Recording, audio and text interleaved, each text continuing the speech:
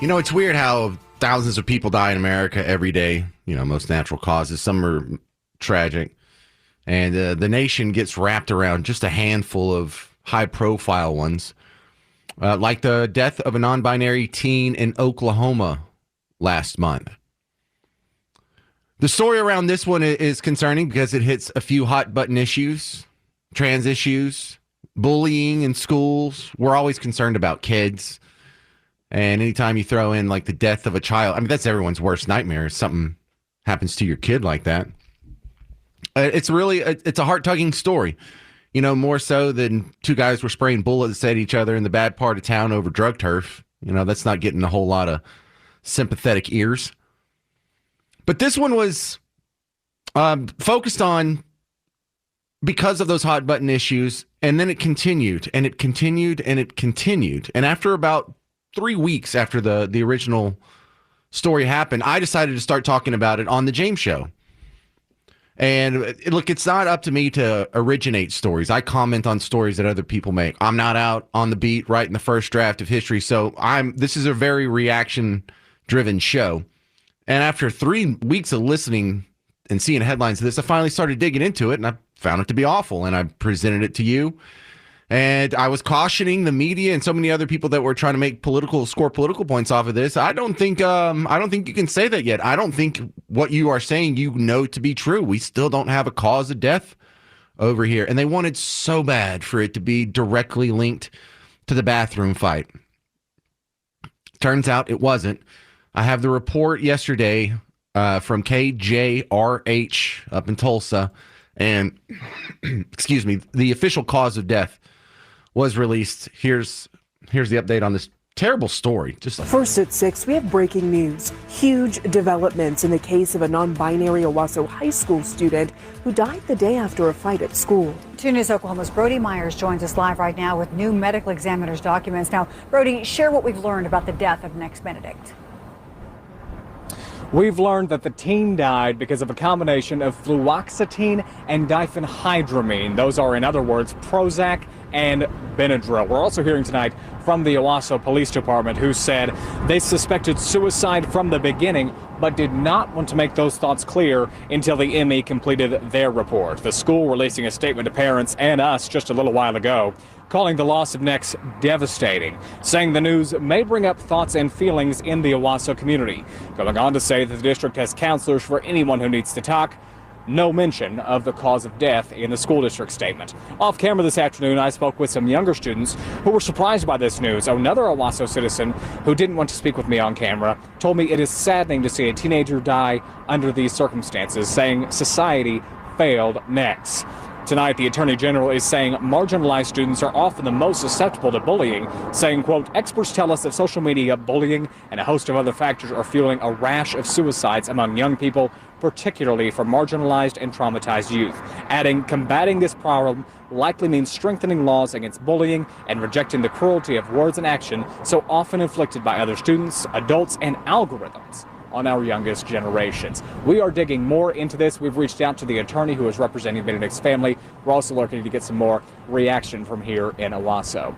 Reporting live in Owasso, I'm Brody Myers, 2 News, Oklahoma. All right, so let me go ahead and fill in the gaps here, because one of the greatest tools for media bias is what they leave out of the report. The report has no link between bullying and this suicide.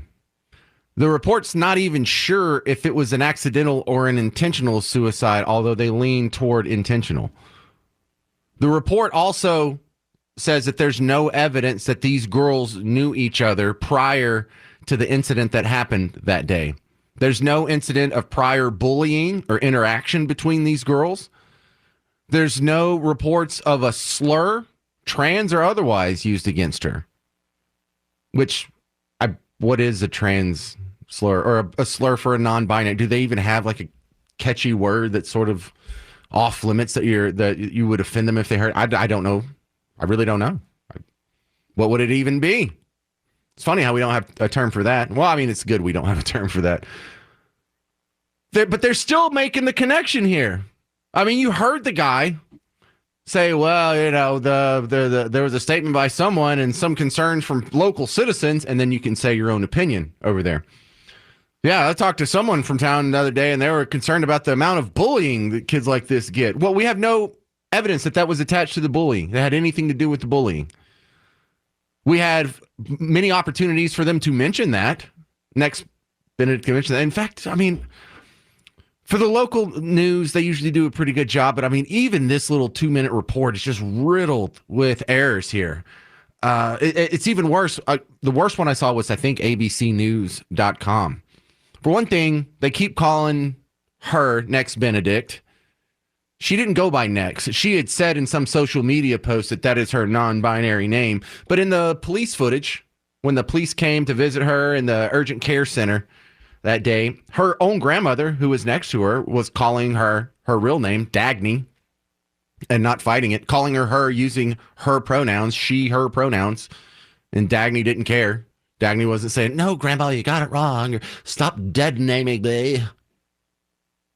But they are still insisting on using these pronouns, even though that we have the only evidence we have of her talking with close people around her. She did not use that name. She did not demand that people use that name. She did not demand that people use the right pronouns. She didn't care if the cop used the wrong pronouns or correct pronouns from our point of view. So we don't even know if her non-binary status was even known by the other kids at school. We don't know if it was known by the 3 girls she got in a fight with. We do know she's the one who started the fight.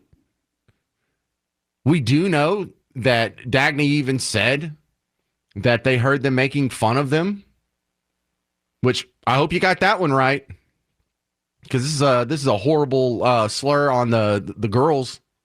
By the way, we don't know who these other girls are.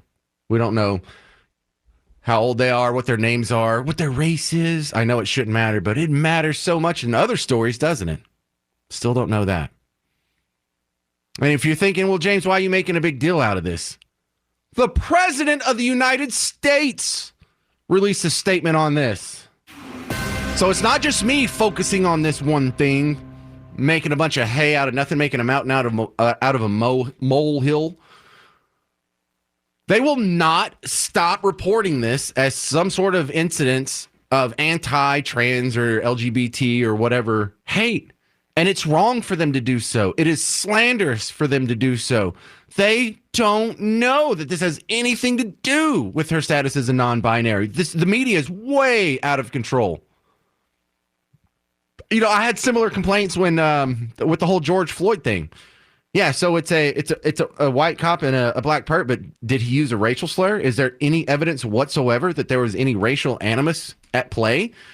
Was he using the N-word? Was he making some sort of other politically incorrect offensive jokes while he had his knee in his back? Did he make any reference to race whatsoever? Like how do we even know Derek Chauvin was motivated any by race? No, they've seen enough. All they need is the correct setup, and they can lie through the rest of it to twist that story into something it's not for their own political purpose, to make you look bad, to make this country look bad, to make this culture, this society look bad. And it's sick. You know, my first reaction is Benadryl and Prozac. You mix those, you can die? Do you have to mix a ton of it, or is that just some sort of weird reaction that we need to be watching out for in my real life? Because that was like my dad's dinner for most of my high school years, just so you know. A lot of Prozac and Benadryl. He's still kicking. They put kids on Prozac. I thought that was really weird. I have a niece that's on some sort of anti-anxiety drug. I don't even know which one it is, but she's a senior in high school. How anxious could you possibly be? It's a thing now. They just drug their kids. They started it when I was a kid, because when I was real young, they didn't do this. They didn't give them drugs. You were a spaz. You know, you didn't have ADHD and attention deficit disorder, hyperactivity on the spectrum or anything. No, it was calm down, John. You're a spaz. Stop making clicky noises with your mouth. But it was kind of those people that came up after me. Those were the ones that were getting all drugged up. I had some friends that were on Ritalin back in the day, but they were the severe cases. Now it's pretty pedestrian just to get a prescription for the mental well-being of your teenager in a first world country. in 2024 America with all the luxury and affluence and comforts. Okay. Well, that'll be for a different show.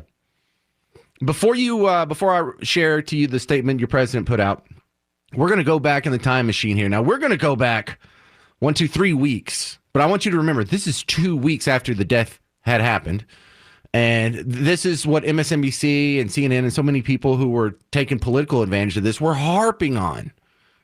Look at how bad the reporting is now that we know the fight did not have anything to do physically with the death. It wasn't because of a brain bleed, or it wasn't because of an unattended concussion, or because the nurse falsely cleared her when there was problems, or because the urgent care clinic falsely got her out of there because they didn't care about the well-being of this kid.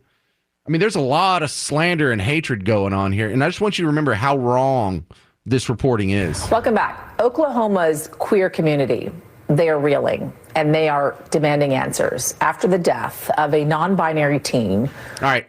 Again, we have no evidence that this has anything to do with Dagny Benedict's status as non-binary or trans or LGBT. We don't even know if the girls who got in a fight with her knew about it. We don't even know if that's the reason that she took the pills. But nope, this is our chance to take offense. This is our chance to take a scalp, claim victimhood, get all kinds of sympathy and attention. Because we are sympathetic. Oh my God, a 15-year-old kid killed herself. Of course that's terrible. But they just can't exploit it fast enough. Who allegedly faced bullying at school for months. We don't know that. We don't know that she faced bullying at school for months. We have no evidence that these girls had ever met before that day. 16-year-old Nex Benedict died on February 8th, one day after their family says they were attacked and assaulted in a bathroom at a school northeast of Tulsa, Oklahoma. It's unclear if the attack was related to this bullying. Police saying Benedict did not die as a result of injuries from a fight, but the cause of death has not yet been determined. Their death is coming as Oklahoma lawmakers have introduced 54 bills targeting members of the LGBTQ community, the state with the highest number of anti-LGBTQ bills. Well, that's a hell of a connection to make. Even after they admit, we don't know if there was, we have no confirmation that this bullying was connected to the death. But let's talk about all these anti-trans bills that are passed. Holy smokes. How are you even? Well, you know how they are. It's all political. In the nation, and that's according to the ACLU. With us now to talk more about this is Kelly Robinson, president of the Human Rights Campaign. Kelly, thanks for joining us on this. Appreciate it. What do you want to see happen here? There has to be full accountability. It does not take an expert to connect the dots on what happened in this tragic case. We saw a state that leads the pack in anti-LGBTQ plus laws, a state that has pushed forward anti-trans bathroom bills, gender-affirming care bans. They're trying to get book bans across the finish line, and coupled that bad legislative action with hateful rhetoric from the governor to the superintendent. This is a moment where we have to make sure that Nex's life achieves some. Yeah, okay. So she's connecting it to the hateful rhetoric of the anti-trans movement, even though the evidence was not in favor of her at the time, and now we know for a fact it's not in favor, which makes it a little more of a pain in the butt when you go see your president release a statement on this. You know, I wouldn't respond to this if it wasn't getting so much attention from other sources like this, but this is a statement from President Joe Biden on Nex Benedict that was just put out yesterday. Jill and I are heartbroken by the recent loss of Nex Benedict. Every young person deserves to have the fundamental right and freedom to be who they are and feel safe and supported at school in their communities. Nex Benedict, a kid who just wanted to be accepted, should still be with us today. Non-binary and transgender people are some of the bravest Americans I know, but nobody should have to be brave just to be themselves. Look, we don't know. We don't know that they're connected at all. In fact, they're telling you there's no evidence that this is connected to their status. Anyway, I continue with Joe Biden. In memory of Nex, we must all recommit our work to end discrimination and address the suicide crisis impacting too many non-binary and transgender children. Bullying is hurtful and cruel. No one should face the bullying that Nex did. You know, Nex started the fight. Anyway, I'm just inserting that in there. Parents and schools must take reports of bullying seriously. There's no evidence that they didn't. My prayers are with Nex's family, friends, and all who love them, and to all LGBTQI Americans for whom this tragedy feels so personal. I know this. I will always have your back. to LGBTQI plus young people across the country. You are loved exactly as you are. If you're feeling overwhelmed or alone, you can call or text 988 National Crisis Hotline, dial number 3 to talk to a counselor who's there specifically to support LGBTQI youth. So that's what he put out. And then I have the statement from him for Lake and Riley, the death of the jogger that was killed by the illegal immigrant. Oh, no, wait, I don't. That's one of the first things people are pointing out. But it looks like 16-year-old Nex Benedict died by suicide. This is according to the autopsy. We don't have the full report yet. The full report is going to be released March 27th. And I would just caution people, how about we not make any bold statements or proclamations or guesses, because you've been so wrong thus far. But again, there's zero evidence she was targeted because of her identity. There's zero evidence she committed suicide because she was bullied. There's really zero evidence that has anything to do with her being non-binary at all. We just don't know. But it's too late. They've already spent over a month making the attachment, and there's been some emotionally charged reporting and coverage in the media about this. I was playing you the clip from MSNBC about a month ago, and you can't undo that. You can't go back and make all these people who were exposed to this reporting unfeel the concern that they had, because you just had them getting whipped up for over a month saying, oh my God, we're under attack and no one wants to do anything about it. And someone get their head bashed in and the nurse will just laugh it off at the school, and the urgent care people at the ER won't care either. They're like, oh, you're trans. We don't care. Go ahead and die, kid. And it's a very evil, ridiculous caricature of America. And it's one of the things that make me laugh about this new attempt when they say, well, you know what, the Trump people, they must really hate America. Remember I was playing you Joe Scarborough earlier this week? The Trumpers really hate this country. That's what the lesson here is. Let's go to the phones real quick. Ken in Arlington, you're on the James Show. What do you think, sir? Hey, what's the statistics of the 70s, 80s, and 90s on this? None, because this behavior was not encouraged then. Well, let's not do the other thing and go hyperbolic in the other direction. It still existed. There's always been people who felt the need to dress in the other the other gender's clothing, and there's probably been an incident where that person got themselves hurt or in trouble or bullied or somehow had violence committed against them. But yeah, this there's all kinds of different changes since then that puzzle me more. You know, even back in the 70s and 80s when trans people definitely existed, J. Edgar Hoover and a few others, they never said that men could have babies. They never really said that even gender was fluid. They admitted that you were just a transvestite. You were a man in women's clothing. That used to be the term that for some reason went away too. So yeah, go ahead. Back then, it wasn't. Nothing was encouraged to self-identify other than what was on your birth certificate, like it is now.